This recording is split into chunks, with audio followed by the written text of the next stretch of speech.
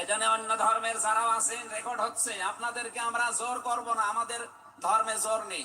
লা ইকরাহা ফিদ্দীন, আমাদের ধর্মে জোর আছে, জবরদস্তি নেই, জোর নেই। এই জন্যই তো 850 বছরের এলাকা মুসলমানরা শাসন করেছে, একটাও মন্দির ভাঙে নাই। অথচ আমরা আমাদের প্রতিবেশী রাষ্ট্রে দেখতে পাচ্ছি এরা অনেকগুলো মসজিদ অলরেডি ভেঙে দিয়েছে, ধোয়া ধোয়া তুলে। ওরা বলছে 500 বছর আগে এখানে নাকি মন্দির ছিল। বিশ্বের মানুষেরা দেখি মাটির নিচে তেল পায়, গ্যাস পায়, আরে শয়তানরা শুধু মাটির নিচে মন্দির পায়। আপনাদের পূর্বপুরুষেরা আল্লাহর ঘর ভাঙতে এসে কাজ মাকুল হয়ে গেছে। আমরা দেখতে পাচ্ছি আগামীতে আল্লাহর ঘর মসজিদগুলো ভেঙে দেওয়ার কারণে আল্লাহ নিজে কিন্তু প্রতিশোধ নেবে, কাজ মাকুল আপনাদেরও বানিয়ে দেবে ইনশাআল্লাহ। এখানে প্রতিবেশী হিসাবে সতর্ক করলাম, যদি ভালো লাগে মেনে নিন, ভালো না লাগলে নিজের পায়ে নিজে কুড়াল লাগান। আমার কথার অর্থ বোঝেননি?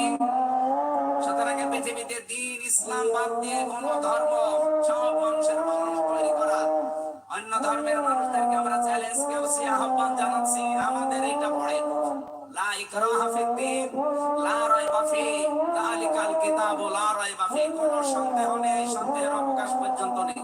এখানে আসেন, যদি মনটা আপনার ভালো থাকে, টনি বেনারের শালিকা বলেন বোধকে যেভাবে হেদায়েত দিয়েছে আপনাকেও দিতে পারবে ইনশাআল্লাহ। সেই আহ্বান রেখে এখনো যেহেতু 4টা অর্থ ছিল, আপনি যে ইসলামে প্রবেশ করেছেন তার দ্বিতীয় অর্থ আপনি দেখবেন যে আপনার ভেতরে ইখলাস আছে কিনা। আপনি কি লোক দেখানো কাজ করেন না আল্লাহর জন্য করেন, এইটা দেখবেন। 3 নাম্বার, আপনার আকীদা শুদ্ধ আছে কিনা। আজ এই দেশের একটা মাসলুম সংগঠনের উপরে একটা তহমত দেওয়া হয় যে এদের আকীদা ঠিক নেই। আপনার আকীদা কত ভালো, আমি নিচে নামলাম না। 4 নম্বরে উন্নত চরিত্রের অধিকারী হওয়া লাগবে, আর এটা নিতে হবে মুহাম্মদুর রাসূলুল্লাহর কাছ থেকে। 5 নম্বরে আমাদের লেনদেন স্বচ্ছ হওয়া লাগবে।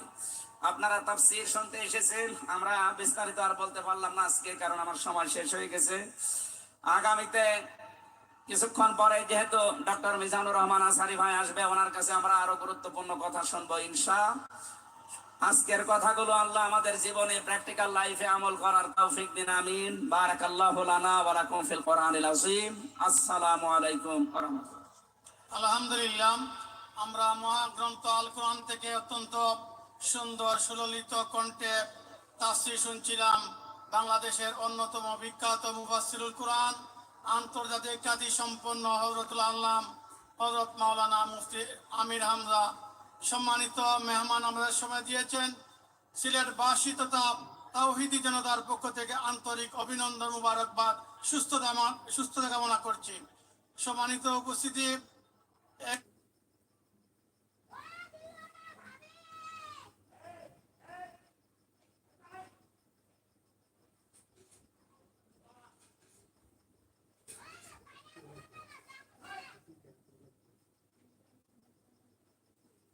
জীবনে প্র্যাকটিক্যাল লাইফে আমল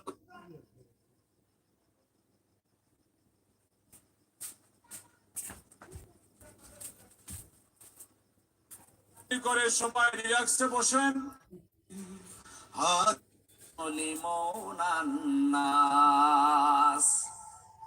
আল্লাহ তাকে হত্যা করা হয়েছে।